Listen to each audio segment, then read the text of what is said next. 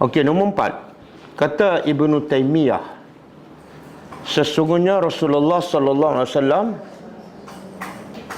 tidak duduk istirahat ketika umur baginda masih muda. Masa Nabi muda 40, 50 kan, Nabi tak duduk istirahat. Daripada rakaat pertama terus bangun.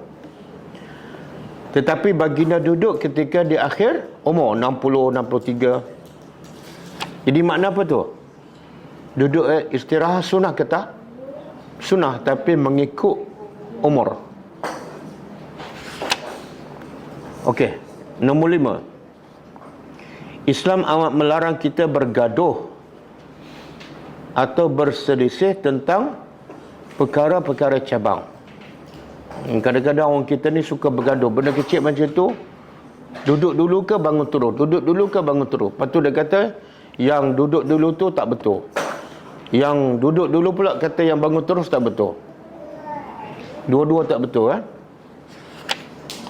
Okey. Jadi Islam melarang kita bergaduh atau berselisih tentang perkara-perkara cabang, yang kecil ataupun sunat. Sebaliknya adalah kita memberi keuzuran. Keuzuran ni kemaafan kepada sebahagian yang lain yang tidak bersetuju dengan pendapat kita, dan mereka juga adalah berlapang dada dengan pendapat kita. Islam mengajar kita saling memaafkan kalau benda tu khilaf.